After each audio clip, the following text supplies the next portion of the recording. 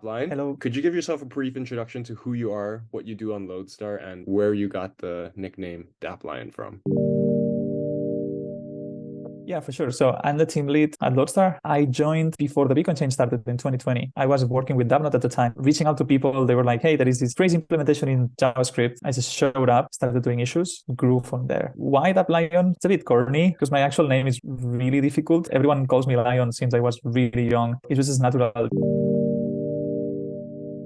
So when I started contributing, I was just doing small things to realize that I had a lot of passion and interest in the project. Everyone in the team today is a rock star, and it doesn't matter what they do. It's how you do it and the interest that you show that really drives us to bring you into the team and invest in you. Like by far, one of the most interesting things that you've told me is that you used to study aerospace engineering. I think this was in Amsterdam. In the field of aerospace engineering, the problems are too, dare I say, predictable, well-studied, too easy, quote unquote, for you. And so you switched over to blockchain. How does the problem space in aerospace engineering compare to the problem space in blockchain, and what makes blockchain so much more interesting? Aerospace, of course, an evolving space, but the big challenges were solved long ago. If we restrict ourselves only to planes, that's a practically solved problem. All the colleagues I have from university working basically on small optimizations, and they work in these mega giant corporations that are quasi-governmental entities, very vertical, very corporate, very militaristic. It's definitely a different vibe than where you get in crypto. And for my way of being, I like this more anarcho-technicism that we have in crypto. I don't want to wear a suit. I want to be on a field. If I show up to a conference dressed like a lion, I end up being front news. People applaud that instead of just being expelled from the conference. And like people will actually make crypto art about you as a lion versus like they would Yes. ridicule you. Like explain what the roadmap is for the next 1, 2, or 5 years, tied into where Lodestar fits into that equation. Ethereum roadmap these days is extremely parallelized. There are many different tracks, there are different teams. There could be maybe 2, 3, 400 different researchers at the same time working on the roadmap today. Many of the things are very far away. ZK stuff, like the privacy solutions teams employ a ton of people and they are doing a bunch of problems. Things that could land soon. The most important one is scaling. We are now working on proto-dank sharding, which will increase the capacity of the chain for rollups. That's going to be extended in the future when we solve data availability sampling with actual dank sharding, allow the chain to process an insane amount of data, effectively making fees really, really, really cheap. We're talking maybe 100, 1000x, 10,000x cheaper. We are working on other like privacy enhancing features and other things that would promote solo validators and try to erode the advantage that big stakers have. We are also working on different MEP solutions that could make the chain more egalitarian and could have really profound impacts like EIP 155 had. What's like the next EIP that you're most looking forward to that could really change the Ethereum UX?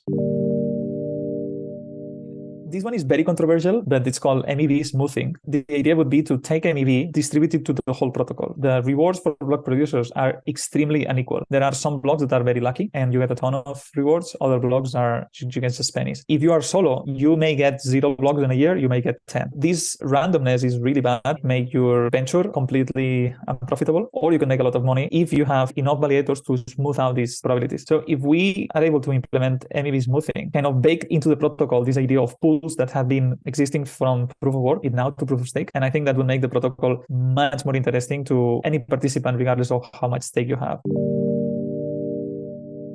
Lodestar, as all the other clients, contribute to a key feature, which is client diversity in Ethereum, different to other networks like Bitcoin. In Ethereum, we finalize the chain every so often. Extremely important that we never finalize something that is wrong, or it could have really dramatic consequences to the network to the point of being completely destructive. We want to avoid that at all costs. Having client diversity ensures that if one client has a bug, it doesn't cause the network to finalize that incorrect change to the network. We want to have a distribution. If a client has more than 66% of the network, that's really bad. If a client has more than 50%, it's kind of bad. And if they have more than 33%, a little less bad, but ideally want to avoid that. So having an even distribution of clients like 25, 25, 25, 25 would be great. That's why we need so many. And it's good that they have enough adoption. So there is no client that has majority. Also, the fact that each client is in different languages with different teams brings up this diversity. So it's much more unlikely the same bug would happen in different clients. We have all these uncorrelated risks. Very recently, there was a big Ethereum incident. Additional alternative clients helped ensure that the Ethereum network stayed operating thanks to Lighthouse's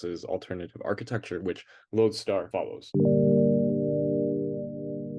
we do something different to them. There are a lot of things floating in the network. Most of them are valuable, some are not. Some are somewhat valuable, but you should be able to process them for the health and liveness of the network. The problem is that processing everything takes a lot of resources because you have to have a lot of different views of the network available to you to process those things. Every client implements a different strategy. You can have more of these views available, so you process more things, but then your client is more heavy, or you can have less of this, so you are more resilient to DOS attacks and things like this, but you are able to process less things. Lodestar and Lighthouse fall on that packet of we are conservative. The other clients had a more open view of this, or we try to process everything at the cost of the client potentially blowing up. And what happened is that they blew up because they were too loose on how they could process everything at once. Lodestar and Lighthouse had these restrictions of like, we only process one thing at a time. Lighthouse processed two things at a time, and that's what saved us. But it's not that it's saved, that by design, we take this trade-off of we choose client survival over network liveness. It's good that there are these two approaches so that the network can survive in different scenarios, because there could be another incident where our approach is the one that damages the network, but because Prism chooses a different approach, the network can continue. There is no right answer. You can choose one or the other because all implementations follow the spec. None of that is parasitic behavior. Could you jump into a little bit with what you or maybe the Lodestar team is working on currently or will be in the future that has you way more excited than getting a jet airplane into the air? Why it could be relevant to everyday Ethereum users in the future? Nazar from our team is currently working on a prover, and that's an alternative JSON RPC consumer. Allows you to do things like decentralized applications, wallets, but instead of just connecting to a trusted node like Infura and blindly trusting whatever comes from there, it verifies that all the data is correct against a known root. We acquire the root through the like client protocol. You are able to very quickly and very cheaply figure out on your own in a trustless way what is the ground truth, and then you request proofs against that truth so you cannot be fooled into accepting wrong data. This is a game changer in the trust relationship that exists between consumers of the JSON RPC. It will be a bit more expensive, but I really hope that we can educate the community into understanding how much of a game changer this is. It's worth to pay an extra kilobyte every time you interact with the JSON RPC. We destroy one trust assumption, a huge one that we have in the network today. Well, that's it. You've made it to the end of the segment. Did you want to plug anything? This is your time now. Try Lodestar. We are production ready, securing millions in the network, and it's a very friendly community.